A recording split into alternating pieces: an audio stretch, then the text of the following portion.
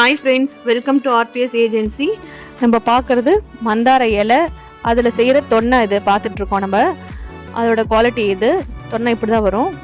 இது வந்து full பேக்கிங்கோட தொன்னையோட full bundle. இது கீழே மென்ஷன் பண்ணியிருப்போம் எவ்வளோ குவான்டிட்டி வித் ப்ரைஸோட கீழே மென்ஷன் பண்ணியிருக்கோம், பார்த்துக்கோங்க.